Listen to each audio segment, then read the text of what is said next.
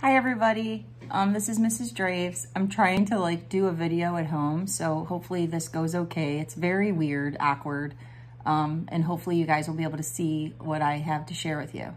So we've been talking about ecosystems, and I'm not going to look in the camera anymore because I feel kind of weird doing that. So we've been talking about ecosystems and biomes, and the fact that ecosystems are made up of biotic, or the living, and abiotic, non-living components. One particular ecosystem that is very intriguing, and also a biome, and it's the most biodiverse biome on the planet in water, that is the coral reef. And corals are really cool, you guys. They are actually related to jellyfish. They are in the phylum Cnidaria, class Anthozoa, for those of you in invertebrate zoology.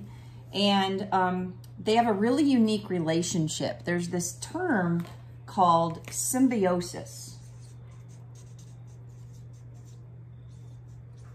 Symbiosis.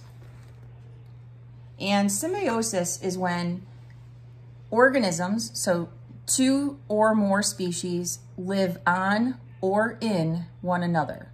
Okay, so just play that back. I'm not going to write that all out. But it's just when two or more species live on or in one another. Those species could be plant, fungi, animal, bacteria. And when they live on or in one another, they can actually have different kinds of relationships. And so we're going to show these relationships through faces. So the first one is called parasitism. And it's when one is happy and one is sad.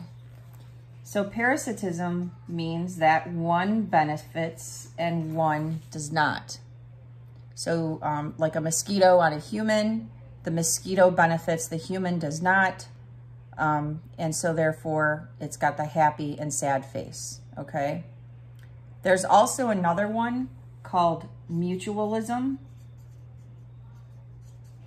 And mutual means like kind of agreed.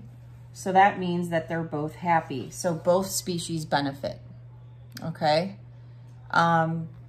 Another type of relationship, which I don't know if any of you have ever heard of this one, but it's called commensalism.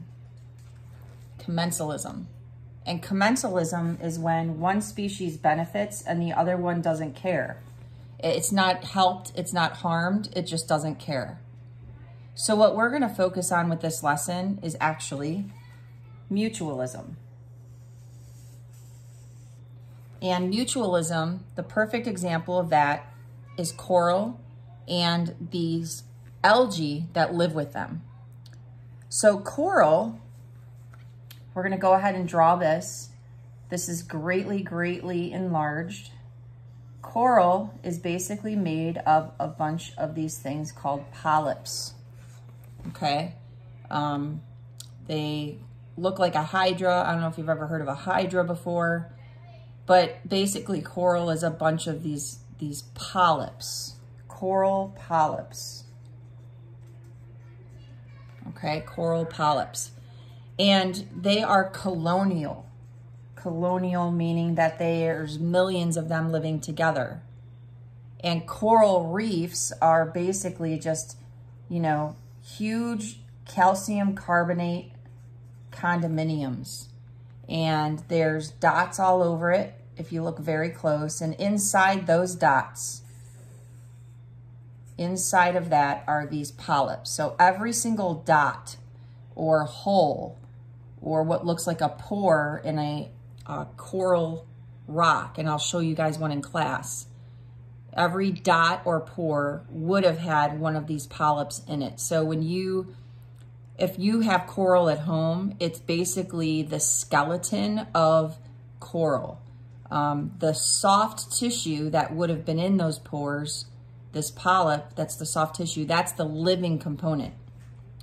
The calcium carbonate, the actual rock part, the part of its skeleton that is there is actually released by the coral. So the coral will release that and secrete the calcium carbonate and build and build and build their skeleton. Hi, my mom's class. I'm Zoe. I'm like her best friend. No, I'm not her best friend. Okay. I'm her best daughter. Scarlett isn't. She's a lame-o. Okay. Sleeps too much. So that's how that happens. Now, The coral polyp actually doesn't just live on its own. It has algae that lives with it. And that is what makes it a mutual relationship, because they both benefit. So what we're gonna do now is talk about how they both benefit. So what makes the coral happy and what makes the algae happy, okay? So that's what we're gonna talk about now. So the algae, quite honestly, is very happy because it actually lives within the tissues of the coral polyp. So here's this coral polyp and it's got these algae that live in it. Now what's also really cool is that coral gets its color from the algae. So you may have seen different colors of coral. So not all coral is like green. There's purples and pinks and yellows, and that's all based off of the algae that lives in it and the species that's in it, okay? So the coloration from coral actually comes from the algae. But the algae live inside the tissues, not parasitically, just symbiotically, specifically mutualistically. So they live inside, so the algae is in there, and the algae is happy. The algae is very happy because the algae has a safe place to live. It has a safe place to live. And what it also how it also benefits is it actually receives the waste products from the coral, that being like CO2, because coral is an animal. The algae needs CO2, right? The algae is photosynthetic. So the algae will also use the waste from the coral to survive. And it'll actually convert the waste or the CO2 into sugars, right? Because photosynthesis would happen. So it would convert it into glucose, okay? It also converts it into other things too, but we don't need to get into the details of that. So again, the algae benefits because it has a safe place to live, and it also uses the waste from the coral to survive. Now, the coral benefit because the coral will actually get nutrients from the algae, and it also gets its coloration from the algae, okay? So these algae, they call them microalgae, is just a kind of like a general name, but specifically it's called zooxanthellae.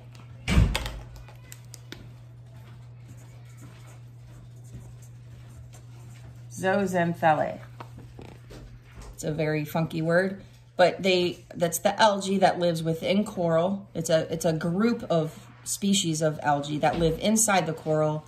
And again, the coral benefits because it gets coloration from the zooxanthellae that's present in their tissues. And it also gets nutrients from it. And it also makes the coral lay down its calcium carbonate. And so there's a series of chemical reactions that happen that we don't need to get into here. But because of the zooxanthellae being there, it makes the coral lay down layers and layers and layers of calcium carbonate. So what's really cool too is that the larger the coral reef, the older it is, right? Okay, so take that in. The larger the coral reef, the older it is. So therefore, if you were to like drill down into a coral reef area and into a rock, you can actually carbon date it going back, and scientists have done that. The largest coral reef on our planet is the Great Barrier Reef, which is by Australia. The second largest, where is the second largest? I know where the third largest is. The third largest is right off the coast of Florida in the Florida Keys, the John Pennekamp Coral Reef State Park. That's the third largest coral reef in the world, and that was at like 10 years ago. Got to find out the second largest. I'm drawing a blank. So again, the reason why we brought this up is because coral reefs are aquatic ecosystems, specifically marine ecosystems. We're learning about ecosystems, and we're also learning about the living and non-living components of ecosystems. This coral polyp is a living part of the ecosystem. The actual calcium carbonate that it lays down is not living, right? So it is actually non-living, so it's abiotic, right? It's an abiotic part of this. Now, one thing that's causing issues in oceans is ocean acidification. And what's happening is when the acids get into the ocean, because of carbon dioxide diffusing into the ocean, it starts to dissolve calcium carbonate away. So shell animals like bivalves and arthropods like lobsters and krill and shrimp, they all have calcium in their exoskeleton. This invertebrate, the coral reefs, they also have calcium carbonate in their skeleton. And so when you mix an acid with that, then it actually causes issues where the calcium gets pulled away and it starts to weaken the shell. And so we'll get more into that when we learn about climate change. But essentially what's happening is, if this is our ocean, here's our ocean water, right? And we've talked about how there's more greenhouse gases in the atmosphere. So we'll go ahead and just put CO2, because CO2 is the poster child greenhouse gas. There's lots of it here, not a lot of it here. What happens is diffusion. So that CO2 will diffuse into the water.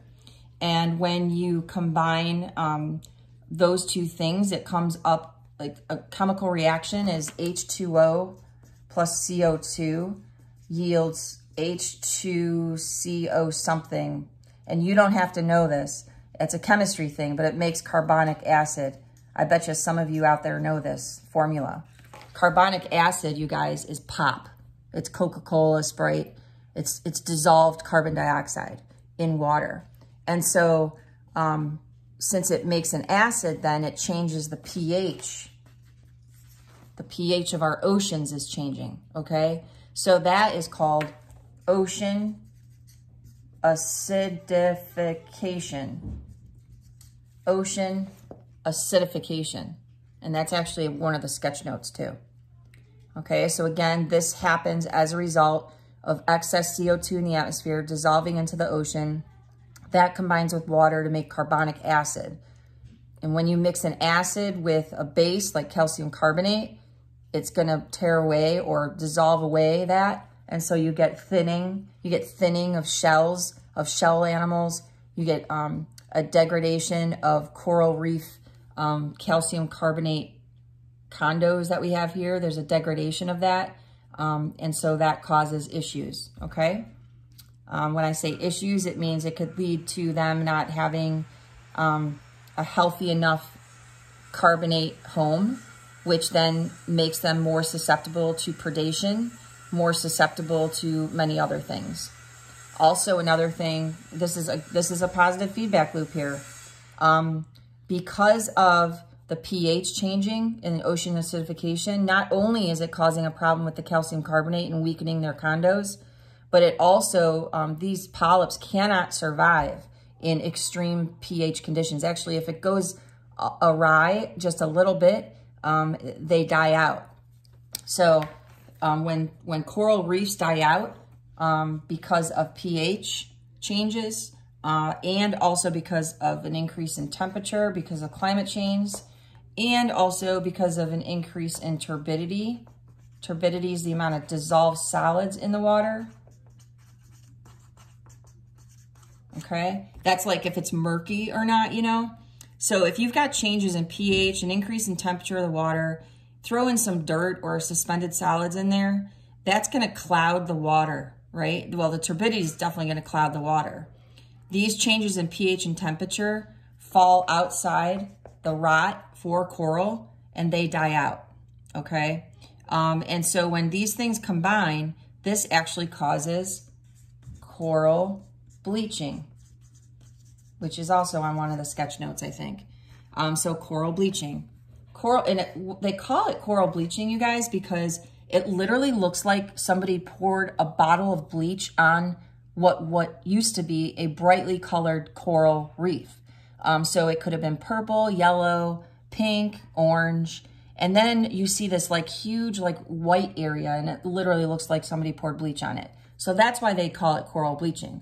Well, why does it happen? It happens because of a lot of these things. A change in the pH because they're so sensitive. Coral are super sensitive. They have a very narrow rot, right? A narrow range of tolerance. And so if these things change, then it's just not good. Okay? All right, and that's it for these notes.